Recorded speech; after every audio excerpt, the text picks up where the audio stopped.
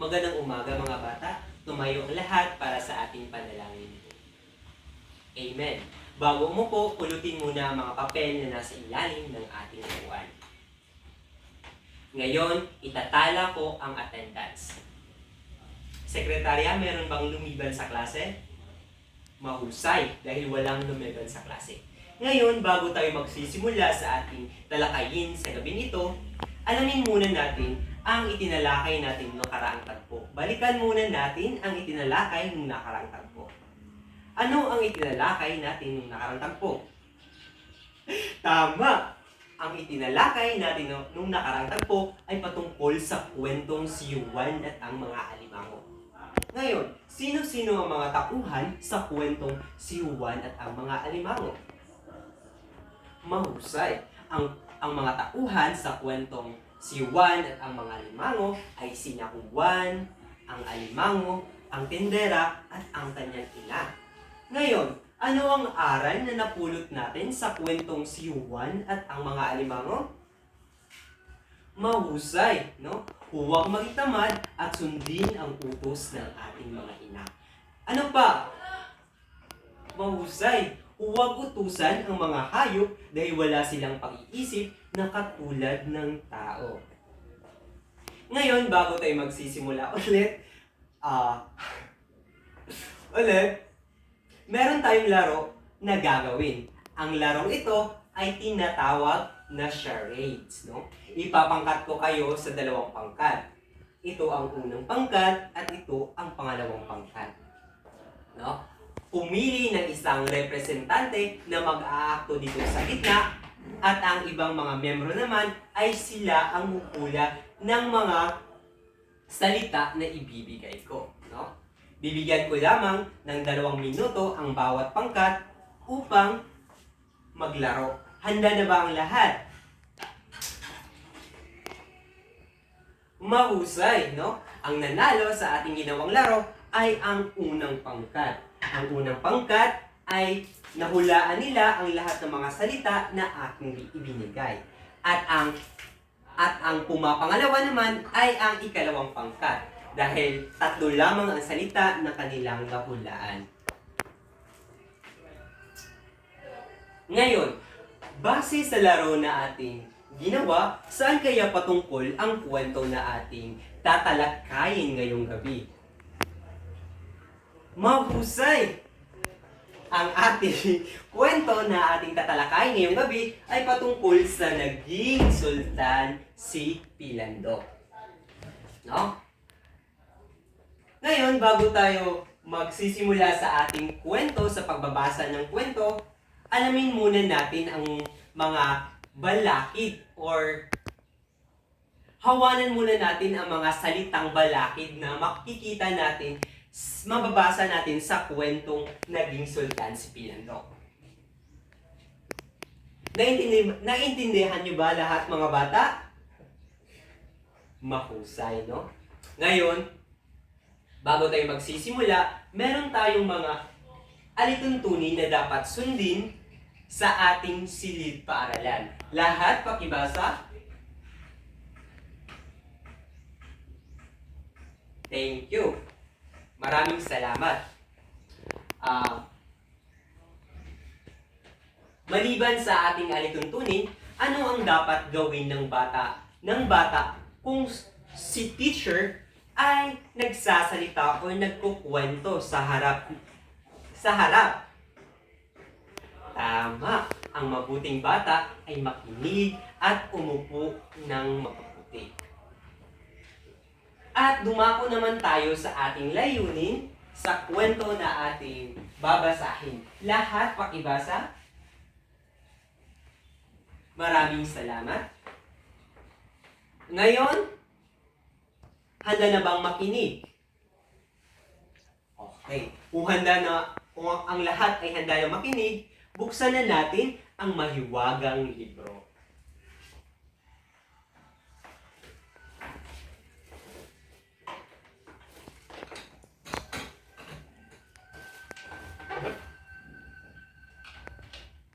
Naging sultan si Pilandok. Ang kinagigiliwang buwan ng Tatagalugan ay may katumbas sa mga Maranao si Pilandok. Si Pilandok ay nahatulang ikulong sa isang kulungang bakal at itapon sa dagat. Dahil sa isang pagkasalang kanyang ginawa.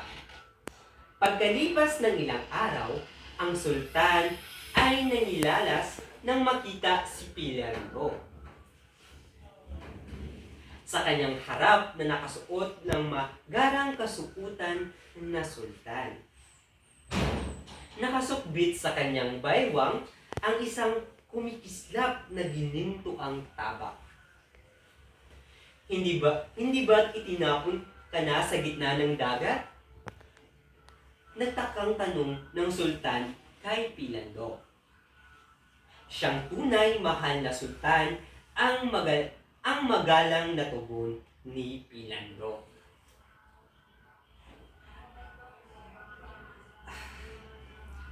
Paanong nangyaring ikaw ay nasa harap ko at nakadawit ng mga magara? Dapat ay patay ka na. Nakita ko po ang aking mga ninuno sa ilalim ng dagat nang ako'y sumipot doon. Sila po ang nagbigay sa akin ng kayamanan. Sila po ang nagbigay sa akin ng kayamanan ulit. No, diba?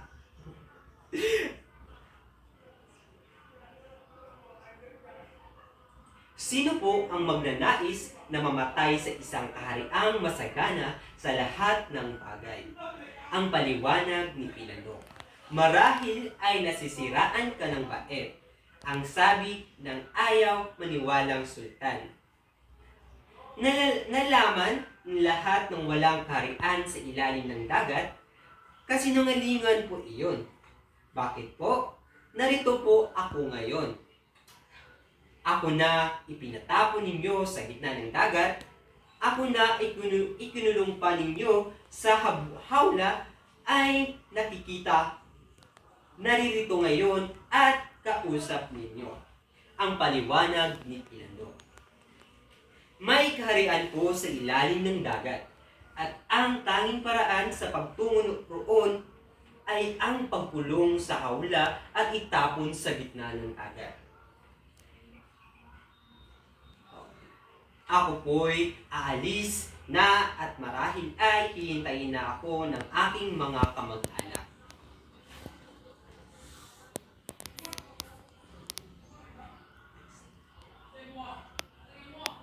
Kung gayon ay ilagay mo ako sa loob ng hawla at itapon mo ako sa gitna ng dagat.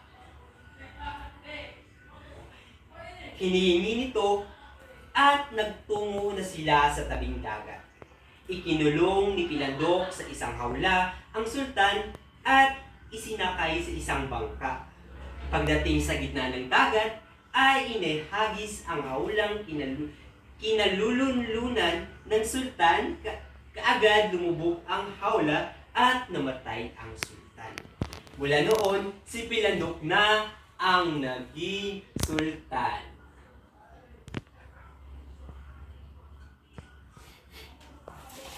Ngayon mga bata, naiintindihan niyo ba ang kwento na ating binasa sa gabing ito? Kung ganun, meron akong mga ilang katanungan na dapat masagutan ninyo. Ano ang pamagat ng kwento na ating binasa sa gabing ito? Tama! Ang kwento na ating binasa ay patungkol sa naging sultan si Pilandok. Sino-sino ang mga tauhan sa kwentong naging sultan si Pilandok? Tama! Ang mga tauhan sa kwentong ating binasa ay sina Sultan, Pilandok, at ang mga kawal. Ngayon, bakit pumayag ang sultan na gawing hari si Pilandok?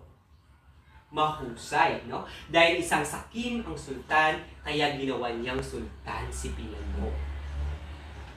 Sa tingin nyo ba ay tama lamang ang ginawa ng sultan kay Pilandok? Magaling!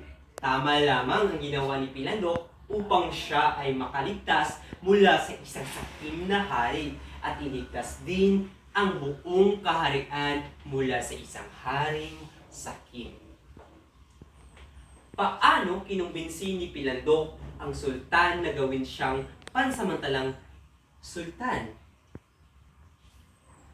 Magaling na kumbinsi ang sultan dahil sa taglay na katalinuhang meron si Pilandok. Kung kayo si Pilandok, gagawin niyo rin ba ang kanyang ginawa? Mahusay, no? Sabi ni Karin, katulad ng nasa kwento, gagawin rin daw niya ang katulad ng ginawa ni Pilandok, no? Sa kwento upang iligtas ang sarili at ang kaharian. Sa tingin nyo, or ano ang napulot nyong aral sa kwentong naging sultan si Pilandok? Magaling, no? Pagtitiwala sa sarili. Dahil sa porsige ni Pilandok, siya ay nakaligtas sa kamay ng isang sakim na sultan. Kaya sa ating buhay, dapat pagkatiwalaan ang ating sarili upang makamtan ang nais nating abutin sa ating buhay. Ano pa? Sabi ni Cal daw, gamitin daw natin ang ating katalinuhan sa tamang paraan upang makamtan natin ang tunay na tagumpay. No? Katulad ni Pilandok, makakatulong din tayo sa ibang tao sa pamamagitan ng ating talino, no, sa paggamit ng ating talino sa mabuting paraan. Ngayon mga bata, magkakaroon tayo ng aktibidad, no? Sa parehong pangkat, ang gagawin nyo lamang ay magsasadula ng aral na napulot ninyo sa kwentong naging sultan si Pilandok. No, sa paggawa ng dula, no, ito ang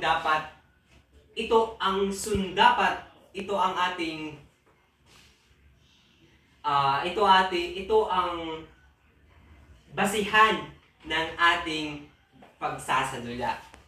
Ang nilalaman, 20 puntos, pagkamalikhain, 50 puntos, organisasyon, 10 puntos, kooperasyon, 5 puntos. Kabuuan ay 50 puntos.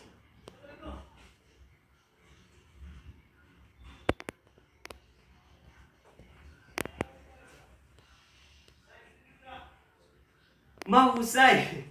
Mahusay, no? Ang panalo sa ating pagsasadula ay ang unang pangkat. Ngayon, bago tayo umuwi, meron akong takdang aralin na ibibigay sa inyo. Gumawa ng tula na mula sa aral na ating napulot sa kwentong naging sultan si Pilandok. Ito ay 100 na puntos. Sige, paalam na sa lahat at maraming salamat. Putang ina!